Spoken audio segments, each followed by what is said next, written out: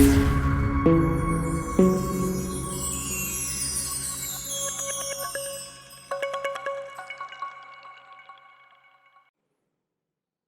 afternoon all. This is Ramesh. Horizontal reservation internal junior అసిస్టెంట్లో ఎలా apply చేస్తారని ఒక కన్ఫ్యూజన్ అందరిలో ఉన్నది. ఈరోజు కొంచెం దీనిపై నేను ఒక క్లారిటీ ఇవ్వదలుచుకున్నా. నాకు అర్థమైంది, మీకు అర్థమయ్యేలాగా ఎక్స్ప్లెయిన్ చేస్తాను. మనకు టోటల్గా ఇంటర్నల్ జూనియర్ అసిస్టెంట్లో టోటల్గా 360 పోస్టులు ఉన్నాయి. అందులో 16 బ్యాక్లాగ్ పోస్టులు. అవి ఓను 344 పోస్టులు, అన్రిజర్వ్డ్ 15, లోకల్లో 327. సో మొదటగా ఈ 327ని మనం ఎక్స్ప్లెయిన్ చేయడానికి ప్రయత్నం చేద్దాం. ఈ 327 దీంట్లో 33.3% ఉమెన్ రిజర్వేషన్ ఉంది. అంటే 109 పోస్టులు వాళ్ళకి మాత్రం రిజర్వ్ చేసి ఉంటాయి. దీంట్లో కేటగిరీ వైజ్గా చూస్తే ఓసీలో 150 పోస్టులు ఉన్నాయి. దాంట్లో ఉమెన్స్కి 33% అంటే ఇలా 50. ఇలా కేటగిరీ వైజ్గా చూసుకుంటే వెళ్తే టోటల్గా 109 పోస్టులు వాళ్ళకు ఉన్నాయి. సో దీన్ని ఎలా తీసుకుంటారు అనేది ఇప్పుడు మనం చూద్దాం. ఇక్కడ టాప్ 150 వాళ్ళు ఓపెన్లోకి వెళ్ళిపోతారు. ఈ టాప్ 150లో ఖచ్చితంగా ఉమెన్స్ ఉన్నా లేకపోయినా 50 మాత్రం ఫిలప్ చేయాలి వీళ్ళతోటి. ఇప్పుడు మొదట్లో ఇక్కడ 150లో 50 మెంబర్స్ ఉమెన్స్ వచ్చారనుకోండి, ఈ రిజర్వేషన్ ఉన్నది ఇంకా ఇందులోనే ఫిలప్ అయిపోతుంది. ఈ 50 కంటే ఒకవేళ ఎక్కువ మంది ఈ 150లో ఉంటే వాళ్ళకే మొత్తం వెళ్ళిపోతాయి. ఇది ఒకటి బాగా గుర్తుపెట్టుకోండి. 150లో 50 మాత్రం పక్కా వాళ్ళతో ఫిలప్ చేయాలి. ఒకవేళ 50 కంటే ఎక్కువ ఉంటే మాత్రం వాళ్ళని మళ్ళీ తీసేయడానికి లేదు. వాళ్ళు ఎంతమంది వస్తే అంతమంది ఓపెన్లో ఇక్కడ 150లో ఫిలప్ అయిపోతూ ఉంటారు. ఒకవేళ ఇక్కడ 150లో టాప్ 150లో ఒక 30 మెంబర్స్ వచ్చారు ఉమెన్స్. సో ఇక్కడ వాళ్ళ రిజర్వేషన్ ప్రకారం వాళ్ళ 50 పోస్టులు ఫిలప్ చేయాలి.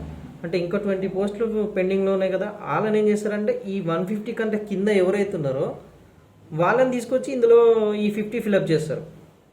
ఇదివరకు ఎలా ఉండే అంటే ఈ 150లో ఈ 50 అనేది రిజర్వ్డ్ పెట్టేసి ఇందులో ఎంతమంది వస్తే అంతమందిని ఫిలప్ చేసి మిగతా దాంట్లో ఈ 50 మళ్ళీ ఫిలప్ చేసేవారు. ఇలా ఏమయ్యేదంటే మెన్స్కి చాలా నష్టపోయే అవకాశం ఉంది. సో ఇప్పుడు ఈ హారిజాంటల్ అనేది అదొకటి అడ్వాంటేజ్. దీన్ని ఇంకా ఈజీగా మీకు ఎక్స్ప్లెయిన్ చేయడానికి నేను 150ని 15గా ఉమెన్ రిజర్వేషన్ని 5గా మార్చుకున్నా. అంటే ఇన్ని అయినా మనం తీసుకోలేం కాబట్టి ఇన్ని నెంబర్స్ని సింప్లిఫైగా వీటిని ఒక 15 అనుకుందాం, దీన్ని ఒక 5 అనుకుందాం ఫర్ ఎగ్జాంపుల్గా.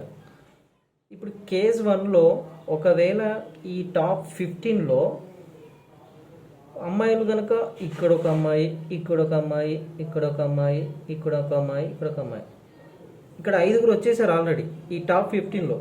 సో 5 వచ్చారు కాబట్టి మిగతా అన్నీ కూడా మెన్స్తో ఫిలప్ చేస్తారు. మళ్ళీ కిందికి వెళ్ళి వచ్చి వాళ్ళని 33% మళ్ళీ ఇంకా గేమ్ లేదు. ఇంకా ఈ కోటా ఫిలప్ అయిపోయినట్టే. ఇక్కడ ఈ 5 అనేది ఇందులో ఫిలప్ అయింది. సో మిగతా అప్పుడు ఇలాంటి డిస్టర్బెన్స్ లేదు. ఇది ఒక క్లారిటీ ఉంటుంది. కేస్ 1 వచ్చేసి కేస్ 2లో ఒకవేళ అమ్మాయిలు కనుక టాప్లో ఎక్కువ ఉన్నారనుకోండి, సపోజ్ ఇక్కడ ఉమెన్, ఇక్కడ ఉమెన్, ఇక్కడ ఉమెన్, ఈ రకంగా టాప్ 10లో కూడా వాళ్ళే ఉన్నారనుకుందాం. అప్పుడు మరి వాళ్ళకి వెళ్ళేటి 5 పోస్టులే కదా, మరి ఇక్కడ టాప్లో 5 ఉన్నారు కదా, టాప్ 5 మెంబర్స్ని తీసుకుంటారా అంటే అలా కాదు. టాప్ ఈ 15లో ఎంతమంది ఉమెన్స్ వచ్చినా కానీ తీసుకుంటారు. వాళ్ళ కోటా 5 ఫిలప్ అయిందా లేదా అనేది మాత్రం చూసుకుంటారు. వీళ్ళు ఎక్కువ ఉన్నా వీళ్ళని డిస్టర్బ్ చేసలేదు, వీళ్ళు తీసేయడం లేదు, వీళ్ళని కంటిన్యూగా తీసుకోవడమే. ఎందుకంటే ఇది జనరల్ కోటా అవుద్ది. ఇవన్నీ కూడా జనరల్ ఉమెన్స్ రిజర్వేషన్ పోను, మిగతా అన్నీ కూడా జనరల్ కిందకి వస్తాయి. ఇదివరకు ఎలా ఉండేనంటే ఇలా వచ్చినా కూడా ఇలా వచ్చినా కూడా ఈ 5ని మళ్ళీ తీసుకునేవాళ్ళు. అంటే ఇదివరకు ఇప్పుడు ఇక్కడ 10 మెంబర్స్ అయ్యేవాళ్ళు, మళ్ళీ 5 మెంబర్స్ వాళ్ళే ఉండేవాళ్ళు. ఈ విధంగా అప్పుడు అన్యాయం జరిగిందని కోర్టుకు వెళ్ళడం, దీని హారిజాంటల్గా మళ్ళీ ఇలా అప్లై చేయడం జరుగుతుంది. ఇది కేస్ 2. కేస్ 3లో ఒకవేళ కనుక వాళ్ళు ఒక 3 ఉన్నారనుకుందాం. ఇక్కడ ఈ టాప్ 15 వరకు 3 వచ్చారు. అప్పుడు మిగతా ఇప్పుడు మనకు 5 మెంబర్స్ కదా, ఇంకిద్దరిని ఎక్కడ తీసుకుంటారంటే ఈ కింది దాంట్లో ఎక్కడైతే ఏ ర్యాంకులో అయితే ఉన్నారో వాళ్ళని తీసుకొచ్చి ఇందులో ఫిలప్ చేస్తారు. ఈ 15లో ఫిలప్ చేయాలి. ఈ లాస్ట్ ఇద్దరిని ఈ మెన్స్ ఒకవేళ ఇక్కడ ఉంటే మాత్రం వీళ్ళు ఓపెన్లోకి రారు. ఈ కింద ఉన్న ఎవరైతే ఉమెన్స్ ఉన్నారో సీరియల్ ప్రకారం వాళ్ళు ఇక్కడికి వస్తారు.